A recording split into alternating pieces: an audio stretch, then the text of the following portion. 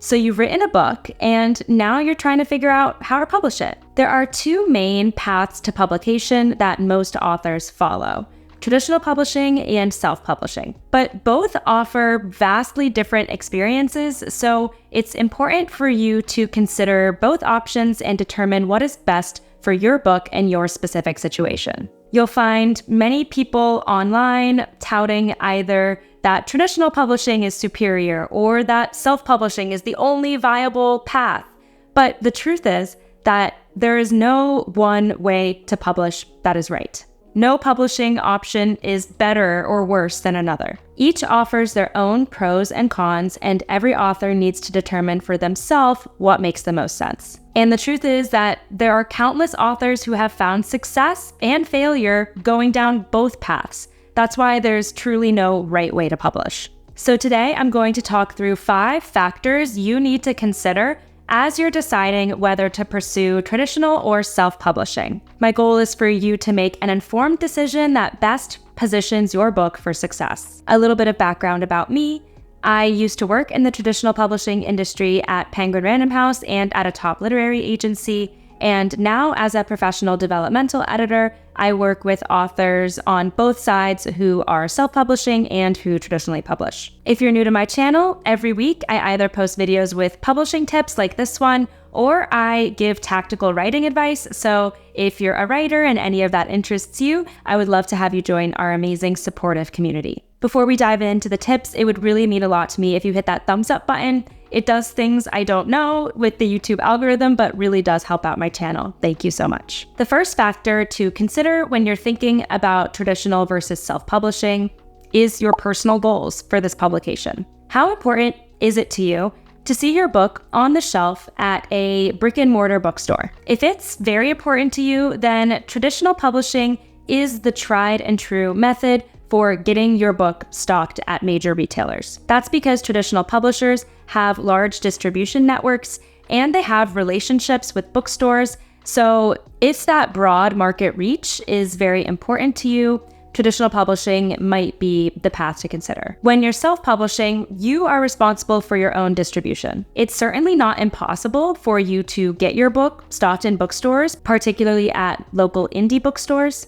but you will have to be the one initiating those conversations about inventory with booksellers. Because of this, ebook platforms like Amazon's Kindle Direct Publishing are extremely popular options for self-publishing authors. When publishing through a platform like that, you will typically be focusing on online sales versus in-person bookstore sales. Another thing to ask yourself is, how important is prestige to you when it comes to publishing your book? There is a certain level of clout and credibility that comes when you publish with a traditional publisher. That's because it's highly competitive and you have to go through several layers of gatekeepers to get your book published by a publishing house. That means that people are pretty impressed if they hear that you've been published by one, especially if you're published by one of the big 5 publishing houses. It's similar to how people are typically impressed if they hear you went to an Ivy League college. So if credibility and validation like that matters to you, traditional publishing may be a better option. With self-publishing, there are no particular barriers to entry.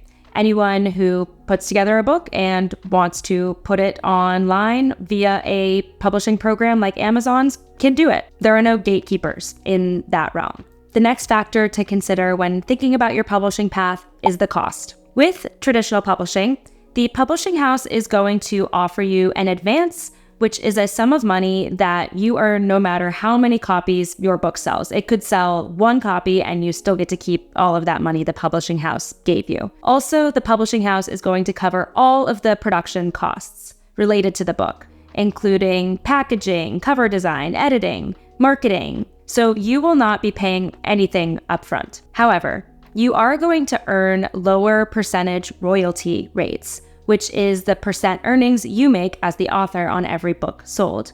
And you are not going to see separate royalty payments come through until the royalties that you earn total the advance that the publisher has already paid you. The financial structure of book deals can be quite confusing, so I have another video that gets into it in a bit more depth if you're interested. With self-publishing, you are going to retain a much larger share of the royalties on every book sold. They may vary a bit depending on the platform that you choose. But remember that you are going to bear all of the upfront costs related to editing, cover design, marketing, etc. And to create a book that is successful and entices readers, you do want to invest in high-quality professional services. It's unlikely that your book is going to sell very well if you don't have a professional-looking cover or you don't have strong editing to make sure that the pages are polished and on par with traditionally published books. So with self-publishing, you need to consider how much you have to invest in this book project. Many self-published authors end up spending several $1,000s to put out a high-quality book. So take a close look at your budget. Of course, you can self-publish for more or for less,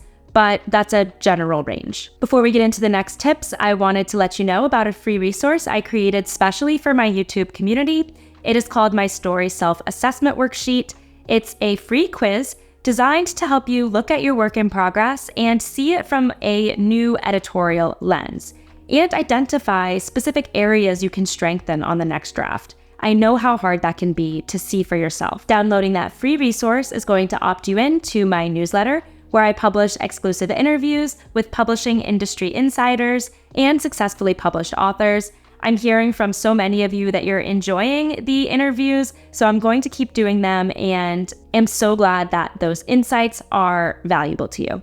If you want to go straight to the newsletter, the link is also in the description. The next factor to consider when you're thinking about traditional versus self-publishing is your timeline. How urgently do you want to see your book published, and how important is adhering to that timeline to you? The traditional publishing process may take longer than you expect because it typically requires you to first get a literary agent, and the querying process can take anywhere from a few months to a year or more. Then your agent has to pitch your book to publishing houses, which can also take several months. Then, once you sign a book deal with a publishing house, they will typically slot your book for publication anywhere from 1 to 2 years from that moment. That's because it takes a long time on the publisher's end to get everything in order, design the book, edit the book, make the cover art, etc. So all in, you're looking at a bare minimum of 1 to 2 or more years for the traditional publishing route. With self-publishing, the timeline is mostly within your control, which can be very enticing. But you still shouldn't rush the process to just publish the book as soon as possible. As I emphasized earlier, I really encourage you to take the time to make sure it's the highest possible quality book you can put out there. You want the book to be professionally presented, and frankly, you owe it to your book to present it that way. So although you will be able to set your own publication date, if you find the process needs to take a bit more time to put out a high quality book, I recommend taking that time and pushing out your publication if you can. The next factors to consider when choosing your publishing path are genre and audience. Traditional publishers tend to look for books that fall within standard genre categories, which are those that you will see at major bookstores. And each of those genres also comes with certain length expectations. So if your book deviates substantially from the norm, it's going to be harder for you to pursue traditional publishing. It's not necessarily impossible by any means, as publishers do like to take on works that are different or experimental if the story and writing are very strong, but it will likely be harder for you to find a literary agent and get a publishing deal. If you're interested in specific genres that publishers typically aren't as interested in, I have another video that lists those, so I will link that in the description. Specifically for adult fiction, novella-length stories, which are less than 40,000 words, or stories that are upwards of 150,000 words, are going to be more challenging to present to publishing houses. For self-publishing, there's no specific genre or length restrictions. You can put up any length book, any genre book that you'd like, but it still helps to think about who your audience is, especially if your goal is to sell a lot of books, which presumably it is. If you have a built-in audience that relates to the book you're putting out, that can be extremely helpful either for traditional publishing or self-publishing. For instance, if you own a bakery and you are publishing a cookbook, that's a built-in set of people who are likely going to be interested in your book. Platform is something to think about seriously if you are going the self-publishing route, Because again, the marketing is going to be all on you. If you're able to build a network of people who are interested in your writing and your book, that's going to help you sell books much more easily. Traditional publishers, especially the big five, are looking for books that have a pretty broad market appeal. Ideally, your book will have a clear, identifiable audience that is substantial enough to make significant sales and profit. So if your book is super, super niche and only likely to appeal to a very, very small group of people who are interested in a very particular topic, then publishers might not see enough commercial appeal for it to have that wider audience. The final factor to consider when you're thinking about traditional or self-publishing is the role you want to play as the author. Do you like working in a team or pursuing projects on your own? In traditional publishing, you're going to have the support of various teams within the publishing house, including the editorial team, the production team, the design team, the marketing and publicity team, the sales team, etc. But that also means that there are more cooks in the kitchen, and there might be certain compromises that you have to make or tough conversations that you might have to have with your publishing team. But it helps to remember that you all have the same goal, which is to make the most book sales possible, right? Your publisher wants that and you want that. But you do have to have somewhat of a collaborative spirit when you go the traditional publishing route. Self-publishing is much more independent and hands-on. Again, because you're going to be fully responsible for all aspects of the book's publication. You're likely going to have to learn about a lot of elements of book publishing that you may not know about already. So if you enjoy that level of involvement and want to learn new skills as it relates to book publishing, then self-publishing could be a good fit. I hope this video helped you understand the core differences between traditional publishing and self-publishing and what factors to think about when choosing your own publishing path. Let me know in the comments whether you're leaning toward traditional publishing or self-publishing and why. I have 2 other videos that go into the pros and cons of both traditional publishing and self-publishing, so I'll link those in the description below if you want a deeper dive on either option. Before you head out, if you enjoyed this video, please hit that subscribe button. I'd love to have you around. Hit that like button as well to help out my channel, and don't forget your free story self-assessment worksheet and my newsletter link in the description below. Thanks so much for watching and happy writing.